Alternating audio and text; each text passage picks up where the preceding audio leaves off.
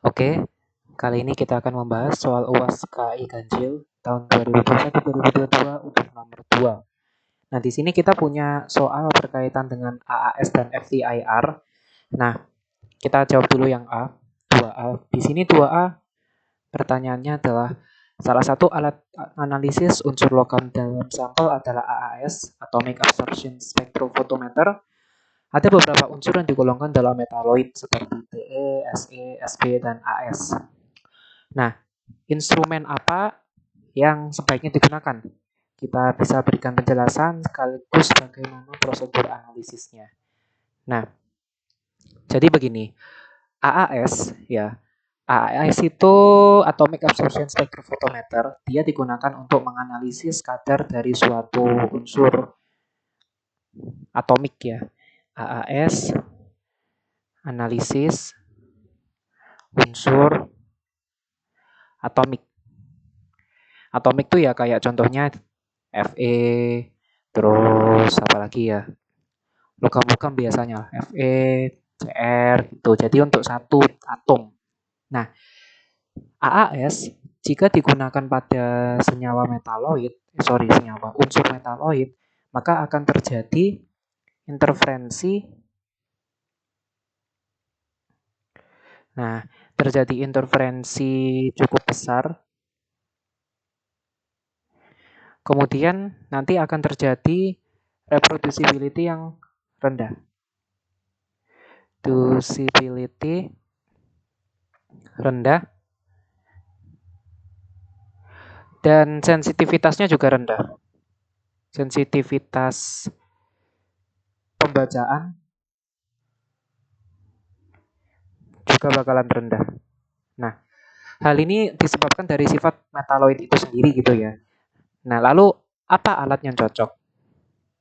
Nah, alat yang cocok itu kita kenal dengan nama HGAAS. HGAAS itu Hydride Generator AAS. Nah, jadi bagaimana prosedur dari Hydride Generator AAS ini? Kenapa kok kita pakai HGAAS? Karena HGAAS nanti akan memfasilitasi untuk metaloid. Sebenarnya ada alat satu lagi yaitu ICP ya. ICP atau Inductively Coupled Plasma. Inductively Coupled Plasma bisa pakai ini. Cuman minusnya adalah ini mahal. Nah, dia alatnya mahal, biaya operasinya mahal, tapi dia memang sangat bagus untuk metaloid, untuk senyawa, untuk unsur-unsur lain secara simultan gitu bisa. Cuman ya mahal aja sih, tidak efektif. Maka alternatifnya adalah pakai HGAAS. Nah, prosedurnya bagaimana? Jadi HGAAS itu sebenarnya mirip dengan flame AAS. Nah, flame AAS cuman minus nebulizer. Nah, minus nebulizer. HGAAS itu dia dilengkapi dengan yang namanya Hydride Generator ya, sesuai tadi namanya Hydride Generator. Di mana Hydride Generator ini punya fungsi untuk mengalirkan cairan sampel, kemudian nanti akan mencampurkan sampel dengan HCl ya, dan natrium borohidrat Na-4 sehingga nanti akan menjadi senyawa yang volatil. Nah, selain itu, dia juga akan mengalirkan gas hidrida tadi ke sel optik.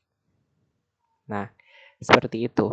Jadi prinsipnya dia itu sebenarnya sama seperti ini ya, sama kayak flame AAS, cuman dia diberi bonus gitu. Nah, jadi contoh ini ini cathode lamp-nya ya. Cathode lamp-nya. Terus di sini ada kayak semacam itunya ya, tempat apa ya istilahnya itu, optical cell-nya. Nah, sel optik tempat dia nanti ada interaksinya itu, kemudian ada monokromator. Nah, monokromator, terus lanjut ke detektor. Nah, cuman di sini tuh nanti dia bakalan ada bonusnya gitu. Nah, ada bonusnya. Bonusnya apa?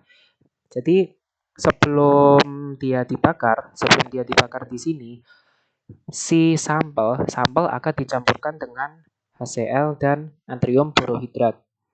Nah, dicampurkan seperti ini ya. Nanti dicampurkan, kemudian sampel dimasukkan. Nah, ini sampel dimasukkan, jadi dicampur gitu, sehingga nanti terbentuk yang namanya hidrid volatil. Nah, terbentuk yang namanya hidrid volatil, terus ini nanti bisa dibawa ke sini untuk dibakar, seperti itu. Nah, yang ini sel optik seperti biasanya ya, ini tempat AAS-nya, yang atas ini, nah yang bawah inilah yang dinamakan hydrid generator. Nah, hydrid generatornya, yang ini AAS-nya. Nah, seperti itu. Jadi garis besar cara kerjanya kayak gitu ya. Nah, kemudian untuk prosedur analisisnya seperti biasa ya, nanti ada penyiapan sampelnya di dalam keadaan cair, terus nanti dicampurkan dengan HCl NaPH4, nanti langkah-langkah berikutnya sama seperti AAS pada umumnya. Terus kita bisa bikin kurva standar, kita bisa bikin analisis ini kandungannya apa gitu, bisa seperti itu. Nah, lanjut untuk yang nomor 2B, standar titrisol Fe untuk menganalisis menggunakan AAS yang ada di laboratorium sudah habis, sehingga saudara harus membuat dengan cara melarutkan FeCl3. Nah, berapa gram FeCl3 yang harus ditimbang bila saudara ingin membuat 1 liter larutan mengandung Fe 1000 ppm. Diketahui berat atom Fe dan Cl berturut-turut adalah 55,845 dan 35,453. Nah, untuk nomor 2B di sini kita diminta, kita ketahui dulu. Kita diminta melarutkan si FeCl3 ya. Nah, kita pengen FeCl3 konsentrasinya itu 1000 ppm. Ya, 1000 ppm konsentrasi Fe. Sama saja sih sebenarnya. Nah, ppm itu bisa satuannya itu miligram per liter. Itu ya. Jadi kalau misalkan diketahui dalam bentuk ppm, itu juga bisa dikatakan dalam bentuk miligram per liter. Miligram per liter. Nah, kemudian diketahui juga di sini ada volumenya.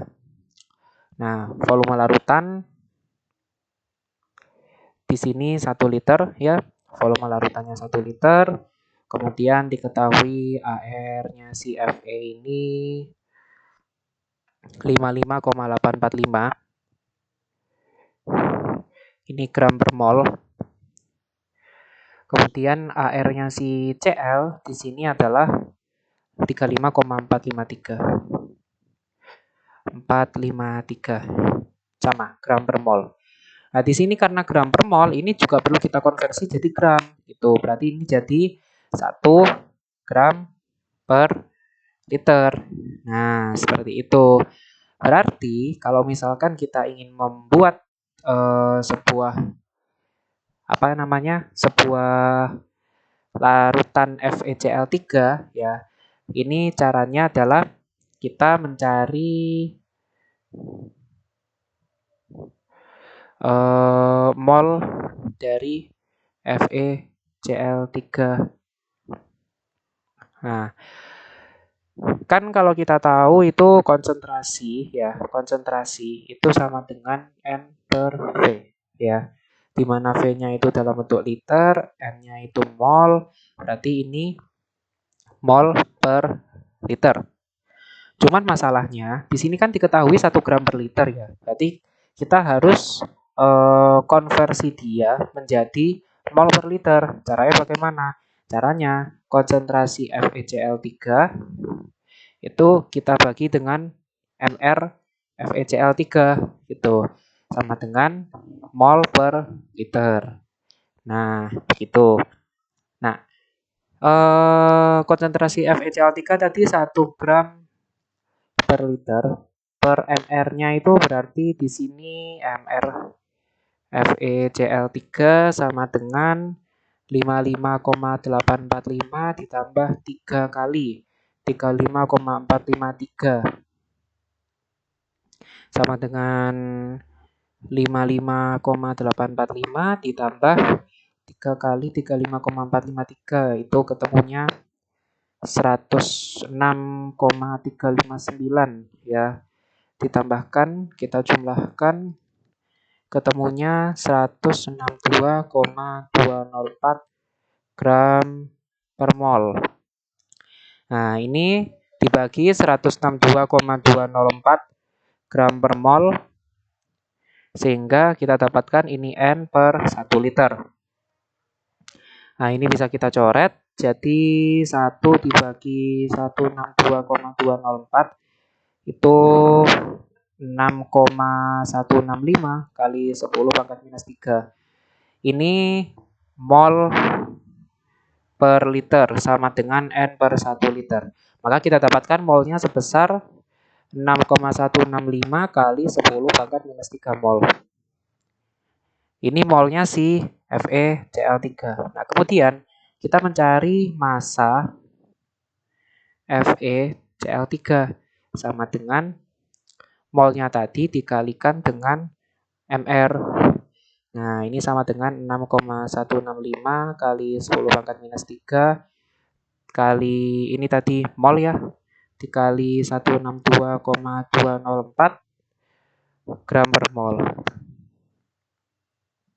Sebenarnya sama aja, kembali lagi ke 1 gram. Itu.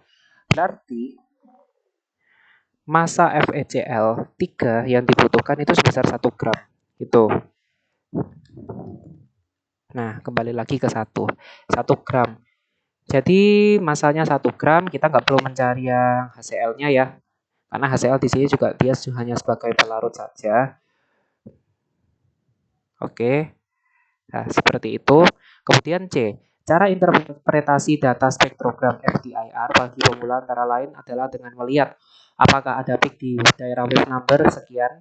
Jika ada peak di daerah itu, ada kemungkinan senyawa itu asam, alkohol, amin primer, atau amin sekunder. Apakah perbedaan peak dari senyawa alkohol dan asam di daerah wave number sekian? Nah, jadi begini.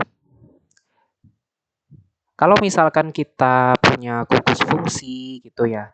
Nah, ini wave number, ini transmitansinya. Terus kalau misalkan kita punya daerah rentang 3.400 sampai 3.200 ya. Ini awur-awuran aja. Kalau misalkan kita punya cenderung bentuknya apa kayak gini berarti? Bentuknya ya seperti inilah ya. Nah, kalau bentuknya seperti apa ya? Cekung. Cekung nggak sih namanya? Cekung. Pokoknya dia berbentuk mirip lidah. Nah, mirip lidah, maka ada indikasi bahwa senyawa mengandung gugus hidroksida saja. Gugus hidroksida saja. Nah, kemudian kalau misalkan dia kalau misalkan pada pemeriksaan data FTIR ditemukan segini, nah kayak bentuknya itu mirip janggut gitu. 3.200 ini mirip jenggot, mirip jenggot. Nah, kalau ini berarti senyawa mengandung OH juga, cuman ada bonus karboksilat.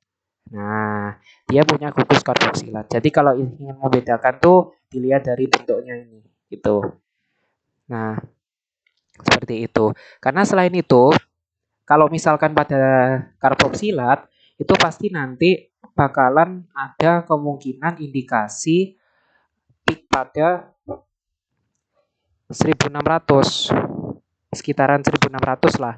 Karena itu adalah tanda peak dari karbonilnya. Kalau misalkan murni alkohol, berarti harusnya pada peak 1600 itu lemah.